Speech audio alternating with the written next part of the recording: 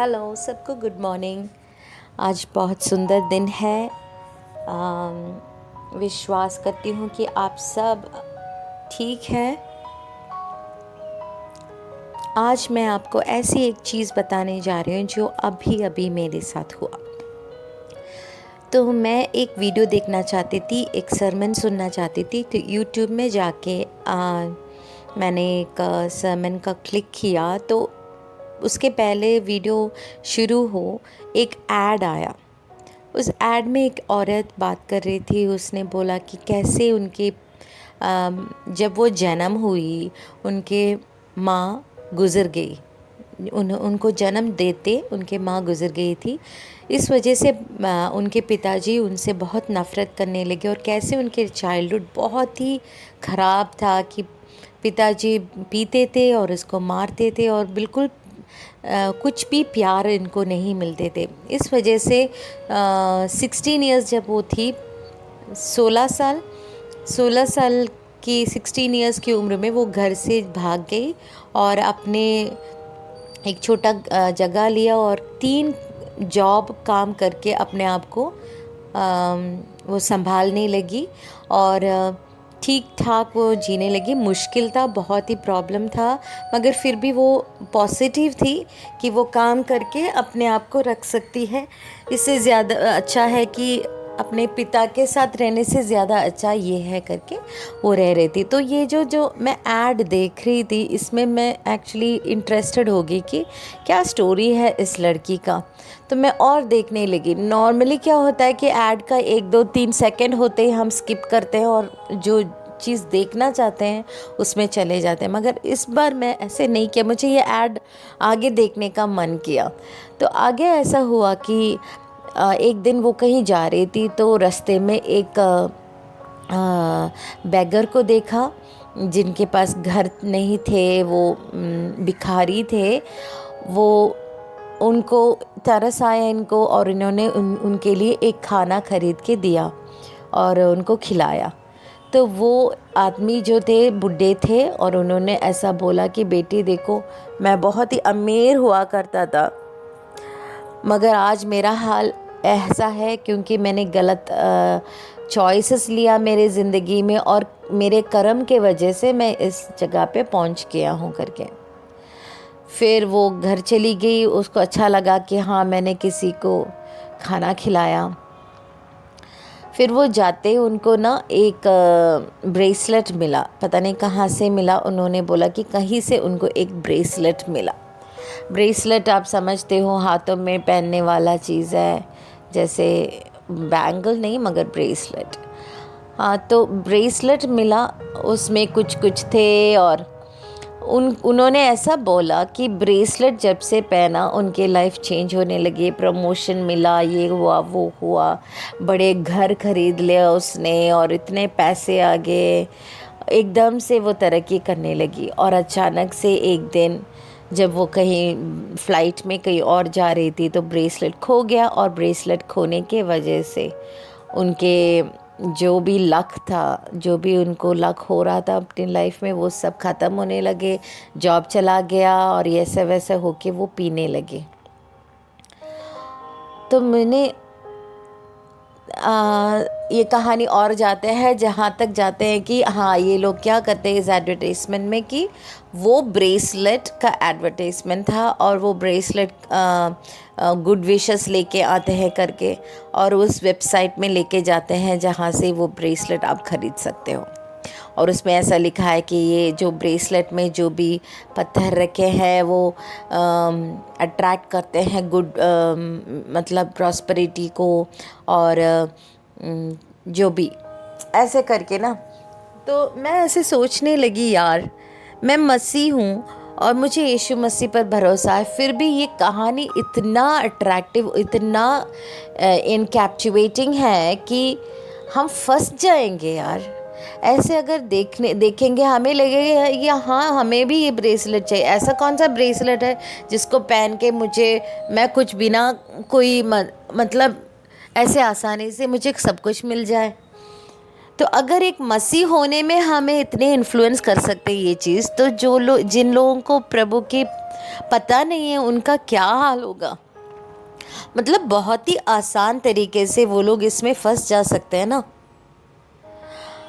देखो, पत्थरों में या जैसे अंगूठी पहनते ही इंडिया में तो बहुत ज़्यादा है अंगूठी पहनना, या ये वाला पत्थर वो वाला पत्थर, डेफिनेटली उसमें पावर है क्योंकि लॉर्ड ने बनाया। मगर इसमें प्रॉब्लम ये है कि जो चीज़ क्रिएटर में बनाया है, जो चीज़ क्रिएटर प्रभु परमेश्वर ने बनाया है, अगर हम बनाए हुए चीज़ों को पूजेंगे, अगर हम बनाए हुए चीज़ों की आराधना करने लगेंगे, बनाई हुई चीज़ों पर विश्वास करने लगेंगे, तो हमें श्राप आएगा। ये पक्का है। आप किसी से भी पूछो, आप ये वाला आप ढूंढो, जो कोई भी पत्थर पहन रहे हैं या इन चीज़ों में विश्वास करते हैं, उनके लाइफ कैसा है।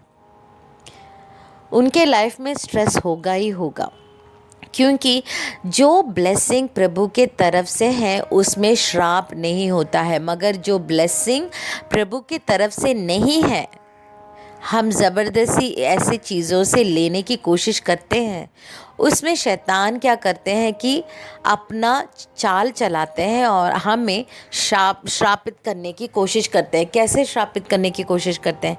लाइफ में टेंशन देना, रिलेशनशिप में प्रॉब्लम लेके आना, या फिनेंस में प्रॉब्लम लेके आना, या हेल्थ में प्रॉब्लम लेके आना। कहीं ना कहीं किसी न किसी एरिया में हम स्ट्रगल करेंगे, 100% श्योर। मैं इन चीज़ों से मैं ऐसे कभी नहीं बोलूँगी कि जो ये कर रहे हैं ये गलत है या हम नहीं करना चाहिए, मगर अगर वचन के हिसाब से देखेंगे तो हमें पता है कि इसके अंदर एक श्राप छिपा है, एक ट्रैप है। ट्रैप समझते हो ना? पिंजरा या जाल है इसमें, एक शैतान का जाल जिसमें हमें फंसाने की कोशिश करते हैं। ऐसे बोलते हैं कि हाँ तुम ऐसे वैसे ऐसे करो। देखो, आप ये स्टोन्स वगैरह तो छोड़ दो, ब्रेसलेट की बात छोड़ दो। जनरली अगर आप ऑफिस में काम कर रहे हो और आपके साथ एक इंसान है जो तरक्की कर रहे हैं, आपको जलस होने लगे, जलन करने लगे, यार मुझे चाहिए, क्या करते हो? जादू टोना करते हो कि वो इंसान नीचे आए और मैं आगे आऊँ। ये क्या है? ये क्या प्रभु की तरफ से है? कभी नहीं, प्रभु की तरफ से है ही नहीं। वचन ये समझाता है कि जो चीज़ बनाई हुए है पक्का उसमें सामर्थ है, क्योंकि प्रभु के तरफ से है, प्रभु ने बनाया। जैसे आप समझते हो कि मरुआना के जो पत्ते हैं, देखो लोग ड्रग्स के अंदर क्यों जाते हैं? क्योंकि उसके अंदर इतना पावरफुल केमिकल्स है। किसने बनाया? लॉर्ड ने बनाया। अगर मरुआना सही ढंग से मतलब पुराने आयुर्वेदिक मेडिसिन्स में यूज़ करते थे वो पत्ते, मगर उसका एक लिमिट है, उसका एक तरीका है, उसका एक डोज है। उससे ज़्यादा हो तो प्रॉब्लम होता है। हम क्या करते हैं? ग्रीडीनेस आ जाता है, थोड़ा मिला ज़्यादा चाहिए। कम ने कभी नहीं ख़त्म होता हमारा ये ग्रीडीनेस ना। हमें प्रभु ने ऐसी जड़ी बूटी दिए हैं कि हमें हेल्थ मिल सकता है उसमें से। किसी लोगों को उसका ज्ञान है, मगर वो एक दूसरे को बताते नहीं हैं। और अगर हमें ज्ञान आ भी जाए तो हम अपने लिए यूज़ करते कि अरे यार मुझे ये चाहिए, दूसरे को नहीं देना मुझे। तो इसमें से क्या समझ में आता है? जब हम बनाई हुई चीज़ों पर हमारा विश्वास लगाते हैं तो हमारे अंदर एक ग्रीड आ जाता है, एक तरीके से एक स्वार्थ आ जाता है। कहीं ना कहीं कुछ और जगह पे हम गिर जाते हैं, हमें प्रॉब्लम्स होती हैं। मगर हम जो बनाए ये सब, परमेश्वर को हम भरोसा करते हैं, ये सब तो मिल ही जाते हैं हमें। जिन्होंने बनाया उनके अंदर सारे गुण हैं, जिन्होंने हमें बनाया उनके अंदर तो ये सारे पावर है ना। जो ये पत्थर, ये पत्ते, ये पौधे जो दे सकता है, सब कुछ प्रभु परमेश्वर के अंदर है। अगर प्रभु परमेश्वर आपके अंदर है तो आपके अंदर वो सारा पावर है। ऑफ कोर्स डेफिनेटली आप जैसे होगा, जैसे वो पत्ते हैं या जड़ी बूटियाँ हैं जो अच्छे हैं, आंवला जो बोलते हैं अच्छे हैं, नीम अच्छे हैं, ये सब हमें लेना चाहिए। मगर भरोसा किस में करना है आपको?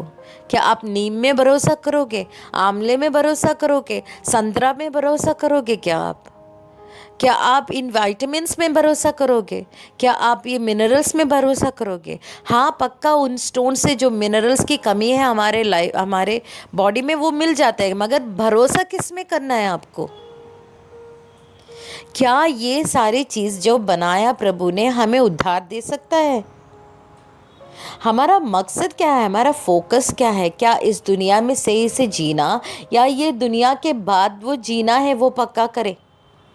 देखो एक चीज़ तो पक्का है, मृत्यु के बाद, इस शरीर छोड़ने के बाद एक जगह पे जाएंगे ही जाएंगे, क्योंकि आत्मा कभी नहीं मरता ना।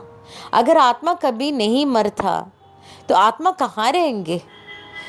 आत्मा कहाँ रहेंगे? एक अच्छी जगह पे रहेंगे या बुरी जगह पे रहेंगे? ये मरने के बाद ये पता चलेगा, मरने के बाद देखा जाएगा। अगर आप ऐसे सोच रहे हो तो आप मूर्ख हो। मरने के बाद हम कुछ नहीं कर सकते, जो कुछ भी सही करना है अभी करना है। एक ही बार जिएंगे, एक ही बार मरेंगे। देखो मुझे नहीं पता था मैं इन सब चीज़ों को बोलूँगी, पता नहीं कैसे यहाँ तक पहुँच गई, मगर जब पहुँच गई तो बोलना चाहिए ना। देखो एक ही जीवन है हमारा, ये जीवन हम छोड़ देंगे, ये सांस रुकेंगे एक दिन, और हमारा जो आत्मा है वो इस शरीर से छोड़ के बाहर आएंगे तो कहाँ जाएंगे? स्वर्ग जाएंगे कि नरक जाएंगे? स्वर्ग कैसे जा सकते हैं? कि कोई नहीं चाहते कि नरक जाए। यार हम बोलेंगे हाँ मैं नरक जाऊंगा, तुम एक सिरदर्द नहीं सह पाते, तुम एक पेट दर्द नहीं सह पाते, तुम यहाँ के छोटा सा जो शरीर में होता है वो दर्द नहीं सह पाते, तो तुम कैसे नरक के दर्द सह पाओगे जहाँ पे दर्द की अंत ही नहीं है? सोचो जो आपके जो भी पेन आपको होते हैं, जैसे सोचो आप पैरों का दर्द हो, या घुटनों में दर्द हो, या पीठ में दर्द हो, या पेट की दर्द हो, या जो भी दर्द जो नॉर्मली आपको आते हैं, वो आप सोचो सैकड़ों गुना ज़्यादा बढ़ाओ और ऐसे सोचो कि वो जाएगा ही नहीं, अनंत काल के लिए वो दर्द रहेगा, तो कैसा रहेगा? कहाँ, वहाँ पे कोई मेडिसिन भी नहीं होगा, वहाँ पे कोई सेडेटिव मेडिसिन नहीं ले सकते, हर वक्त दर्द से गुजरना है। क्या हम ये प्रिपेयर्ड है क्या ऐसे इटर्निटी के लिए, ऐसे अनंत काल जीने के लिए? क्या आप तैयार हो क्या? क्यों जाए यार नरक, जब हमें पता है कि हमें स्वर्ग जा सकते हैं? एक रास्ता है प्रभु ने दिया है, क्यों नहीं हम अपनाते उसको? क्या घमंड है हम कि हमारे अंदर की नहीं, हमें नहीं चाहिए? आखिर प्रभु क्या मतलब हमसे क्या ले कुछ भी नहीं, बस हमें बोल रहे कि विश्वास करो, मैंने तुम्हारे लिए, तुम्हारे सारे पापों के लिए अपने आप को बलिदान कर चुके हैं, तो तुम क्या कर रहे हो? हमारा पाप हम नहीं ले हमारे पाप को हम खाली नहीं कर सकते, साफ नहीं कर सकते। जो भी अच्छे कर्म हम करेंगे उससे पाप नहीं हटेगा। जो भी अच्छा काम करते हैं ना उसके लिए हमें भलाई आएगा, मगर पाप नहीं हटेगा। पाप एक दूसरी चीज़ है। पाप हटने के लिए प्रभु परमेश्वर खुद उसको साफ करना चाहिए। या क्यों हम जैसे पुराने नियम में देखते हैं, यार दुनिया में भी देखते हैं कि सैक्रिफाइस बलिदान देते हैं ना, बकरी का या गाय का बलिदान, आज भी सारे धर्म में बलिदान करते हैं।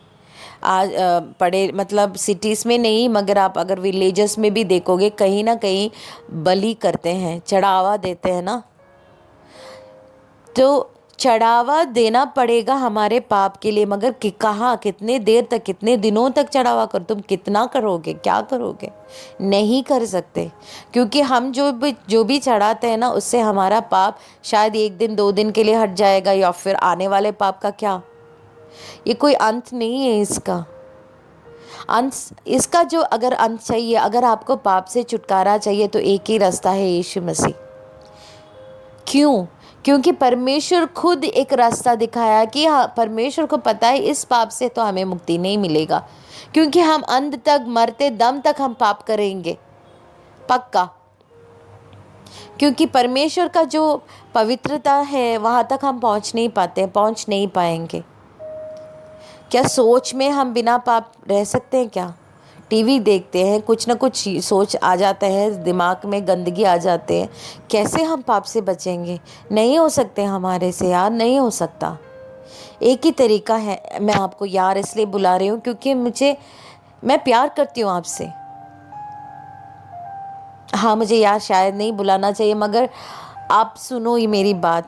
अगर आपको बचना है, अगर आपको पक्का करना है आपकी मृत्यु के बाद खुशी, अगर आपको पक्का करना है आपकी मृत्यु के बाद खुशी, आपको पक्का करना है, अगर आपके जो फैमिली में लोग हैं सब मरेंगे एक दिन, उनके मृत्यु के बाद उनके जीवन में अगर खुशी आपको पक्का करना है, तो आपको ये जानना है कि अनंत जीवन स्वर्ग में कैसे मिल सकता है।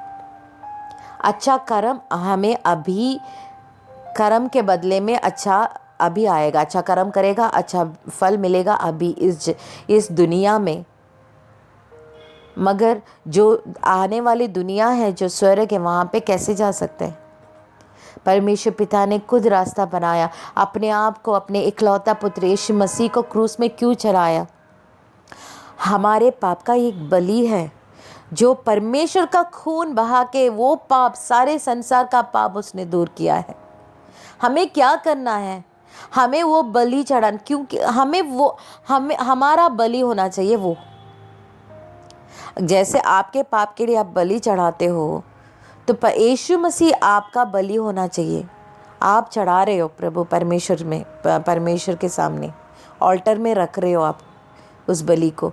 तो उस मेमना, जो जैसे बलि चढ़ाते हैं ना हम, बलि चढ़ाने वाला मेमना के अंदर कुछ भी कमी नहीं होना चाहिए, मतलब परफेक्ट और ब्लेमलेस होना चाहिए। और वचन साफ बताता है यीशु मसीह कभी भी पाप नहीं किया है। वो एक परफेक्ट मेमना था जो हमारे पापों के लिए मारे गए थे। यीशु मसीह के खून बहाना मतलब हमारे पाप के लिए खून बहाना, और हमारे पाप, हमारे मतलब इस दुनिया में जो भी रहते थे, रह रहे और रहेंगे, सब के लिए परमेश्वर खुद एक रास्ता दिया यीशु मसीह के तरह, यीशु मसीह से। जब हम विश्वास करते हैं कि हाँ, यीशु मसीह मेरे पाप के लिए मारे गए, यीशु मसीह के मृत्यु से मेरा पाप धुल गया, यीशु मसीह के लहू बहाने से मेरा पाप धुल गया, मैं अभी साफ़ हूँ, फॉर एवर साफ़ हूँ, हमेशा हमेशा के लिए। मैं मरते दम तक जो भी पाप करूँगा, वो सारे चीज़ों के लिए परमेश्वर ने यीशु मसीह को बलिदान किया। जब ये विश्वास करेंगे, और जब ये विश्वास करेंगे यीशु मसीह तीसरे दिन मृत्युओं में से जी उठा है, और इसलिए मैं भी, क्योंकि वो क्रूस में मुझे जाना था, मेरे पाप के कारण मुझे बलि चढ़ाना था, मगर मेरे बदले में यीशु मसीह ने मेरे पाप लिया अपने ऊपर और अपने आप को बलिदान किया। जब मैं विश्वास करती हूँ कि हाँ, तीसरे दिन यीशु मसीह जी उठा, इसका मतलब है मैं वो उस मृत्यु से, जो नरक में जाने वाली मृत्यु से, मैं जी उठी हूँ। एक सिंपल फेथ है, विश्वास ही काफ़ी है हमें, और किसी चीज़ की ज़रूरत नहीं है, खाली विश्वास की काफ़ी है। विश्वास ही हमें हम अनंत जीवन देता है।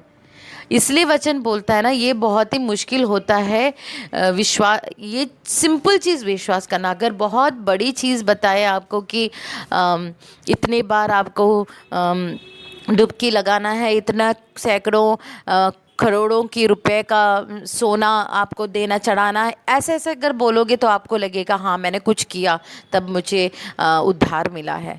मगर परमेश्वर ने इतना आसान बनाया कि जो इंसान विश्वास करेंगे वो ही ये ले सकते हैं, क्योंकि ये इतना आसान है, बस विश्वास करना है।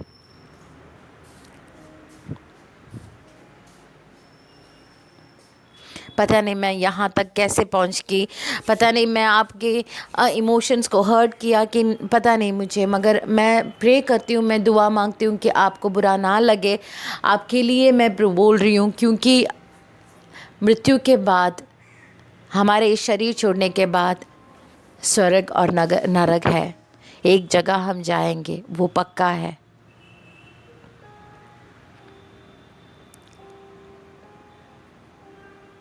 यीशु मसीह पर विश्वास करो।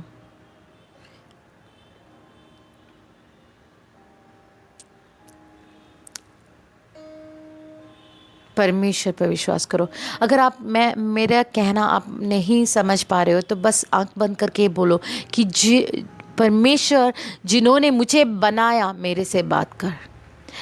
परमेश्वर, सच्चा परमेश्वर जिन्होंने मुझे बनाया, जिन्होंने इस संसार को बनाया, मेरे से बात कर। बस इतना कह दो। मेरी बात को अगर नहीं मान रहे हो, मेरी बात मानना मुश्किल हो रहा है, तो बस आप इतना प्रे करो। इतना तो बोल सकते हो, इसमें तो कुछ भी नहीं है। आप खुद अपने परमेश्वर से बात कर रहे हो। अपने परमेश्वर से बात करो जिन्होंने आपको बनाया है, जिन्होंने इस सारे संसार को बनाया है, जिन्होंने इस सृष्टि किया है। सब कुछ, धरती भी नहीं, पूरे यूनिवर्स को सृजनहार है। उनको आप बुलाओ, उनसे पूछो, वो बताएंगे, ज़रूर बताएंगे, क्योंकि वो आपसे बहुत प्यार करते हैं। वचन बताता है कि वो उनके आँखों की पुतली है। आपका नाम उनके हथेली में लिख रखा है। आपके लिए उन्होंने अपना जान दिया। तो इतना प्यार तो वो करते हैं, बहुत प्यार करते हैं आपसे।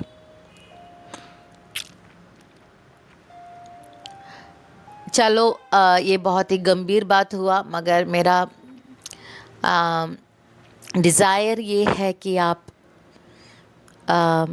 इसको अनसुनी ना करें। आप प्लीज़ इसमें एक बार सोचना। अगर मेरा बात नहीं समझ पा रहे हो तो बस दिल में आप अपने सृजनहार को बोलना कि मुझे, मेरा क्रिएटर, मुझे जिन्होंने बनाया, इस संसार को जिन्होंने बनाया, मेरे से बात कर, सच्चाई बताओ। आप सबको प्रभु आशीष करे। आज के दिन के लिए प्रभु को धन्यवाद देती हूँ। और बस इतना ही, मिलेंगे फिर। नमस्ते।